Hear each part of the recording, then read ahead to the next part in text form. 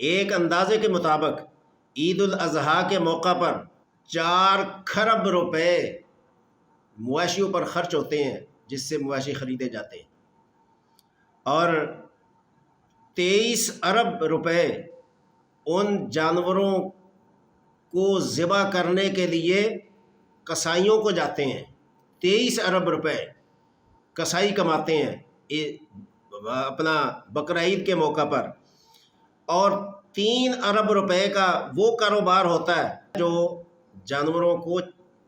چارہ بیچتے ہیں، یعنی چارہ بیچنے والے جو کہ قربانی خریدنے کے بعد ہر صاحب قربانی کو جانور کے چارے کی ضرورت ہوتی ہے، تو 3 ارب روپیہ وہ کماتے ہیں۔ تو اگر ہم اس کا نتیجہ اخذ کریں تو اس میں مزدوروں کو کتنا کام ملتا ہے، مزدور کتنا کماتے ہیں، اور یہاں سے آپ اندازہ کریں کہ دیہاتی لوگ جو مویشی کو پال کر اور ان کی جو ہے خدمت کر کے ان کو بڑا کر کے قربانی کے قابل کر کے وہ اچھی قیمت پر بیچتے ہیں، تو یہ جو کسان اور دیہاتی لوگ اس سے مستفید ہوتے ہیں، ان کو جانور کی اچھی قیمت ملتی ہے، اس قربانی سے وہ بھی خوشحال ہوتا ہے۔ اور اسی طرح اربوں روپے جب قربانی صاحب قربانی خریدتا ہے تو رکشے والے، گاڑیوں والے اور جانور کو گھروں تک، منڈی سے لے کر گھر تک پہنچانے والے اربوں روپے یہ لوگ کماتے ہیں۔ کیا ان کے اوپر خوشحالی نہیں آئی اس عید کی وجہ سے اور قربانی کی وجہ سے؟ اور اس سے پھر اندازہ یہ لگائیں، جو سب سے قابل غور بات ہے، جو غریب، جو مسکین، جو مفلوق الحال، اور جو پورا سال بکرے کا گوشت کھانا تو دور کی بات، اس کے خریدنے کا خواب بھی نہیں دیکھ سکتا، وہ پورا سال گوشت نہ کھانے والا، اس کو اس بقرہ عید کے اوپر مفت گوشت مہیا ہوتا ہے۔ تو اس گوشت مفت ملنے کی وجہ سے غریب کے اندر خوشحالی آتی ہے، مفلوق الحال کے اندر خوشحالی آتی ہے، جو پورا سال گوشت نہیں کھا سکتا بکرے کا، وہ خوشحال ہوتا ہے اس قربانی کی وجہ سے۔ جو جانوروں کی کھالیں ہوتی ہیں، اربوں روپے کی وہ کھالیں بکتی ہیں، اور جب وہ کھالیں بکتی ہیں تو پھر وہ کھالیں فیکٹریوں میں جاتی ہیں، کارخانوں میں جاتی ہیں، اور جب وہ جاتی ہیں فیکٹریوں میں تو ان کے کام میں اضافہ ہوتا ہے، پھر فیکٹری والوں کو زیادہ مزدوروں کی ضرورت ہوتی ہے، ان کھالوں کی بنا پر پھر وہ مزدور بھرتی کرتے ہیں، اور وہ مزدور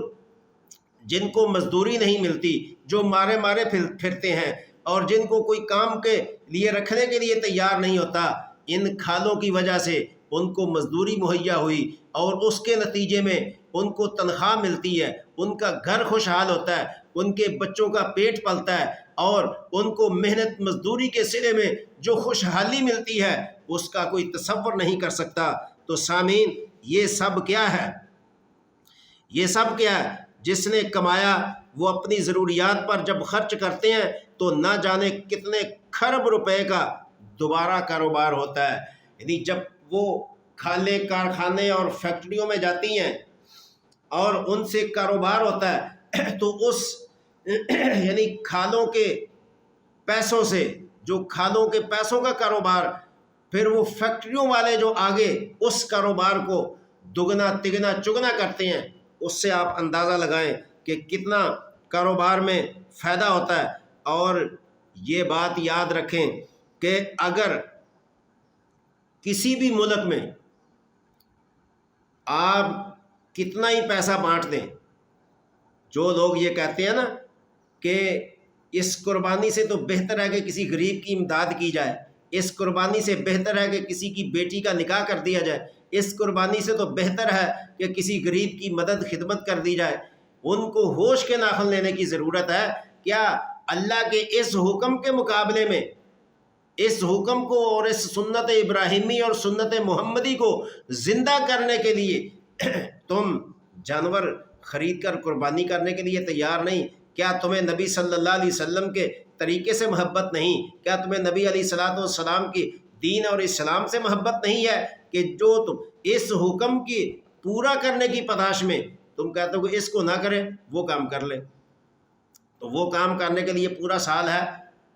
کریں وہ کام جتنے آپ کر سکتے ہیں، آپ کو کس نے منع کیا؟ تو اس کو اگر پورے ملک کے جو امیر لوگ ہیں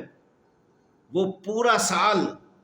اپنا پیسہ غریبوں پہ لٹاتے رہیں تب بھی اتنا خوشحال آپ نہیں کر سکتے غریبوں کو جتنا کہ وہ عید الاضحیٰ کے موقع پر اور قربانی کے نتیجے میں جو غریب خوشحال ہوتا ہے، آپ اتنا اس کو نہیں دے سکتے۔ کیا آپ اربوں روپے رکشے اور گاڑی والوں کو دے سکتے ہیں؟ کیا آپ اربوں روپے اپنا دیہاتیوں کو جا کر دے سکتے ہیں جو اپنے مال مواشی فروخت کرتے ہیں قربانی کے لیے؟ کیا آپ اربوں روپے چارہ ڈالنے والوں کو دے سکتے ہیں کہ جو اس موقع پر کماتے ہیں؟ کیا آپ اربوں روپے کی تنخواہ مزدوروں کو دے سکتے ہیں جو ان قربانی کے نتیجے میں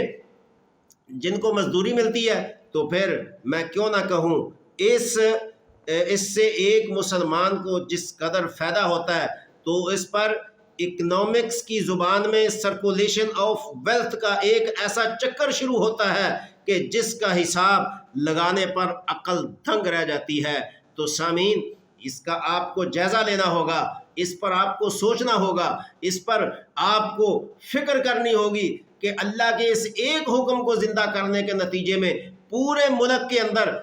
ایک کاروبار کا وہ چکر شروع ہوتا ہے جو نہ ختم ہونے والا ہے۔ اور قربانی تو یہ 3 دن رہی، ختم ہو جائے گی، لیکن قربانی کے نتیجے میں جو مال اور قربانی کے نتیجے میں جو کھالیں، قربانی کے نتیجے میں جو کاروبار شروع ہوگا وہ پورا سال چلتا رہے گا۔ تو جو قربانی پر اعتراض اٹھاتے ہیں ان کے لیے میرا یہ کلپ ہے، وہ اس کو سن کر اس پر اپنا تجزیہ کریں اور سوچیں کہ ایک حکم کو زندہ کرنے پر جو اللہ تعالیٰ نے ہم پر فرض کیا ہے اور نبی علیہ الصلوۃ والسلام کی ایک سنت کو زندہ کرنے کے نتیجے میں کتنی حکمتیں اس کے اندر مضمر ہیں، تو اس پر سوچنے کی ضرورت ہے۔ انشاءاللہ اللہ اور اللہ کے نبی علیہ السلام کے حکم کو پورا کرنے میں نہ انفرادی طور پر نقصان ہوتا ہے اور نہ اجتماعی طور پر نقصان ہوتا ہے۔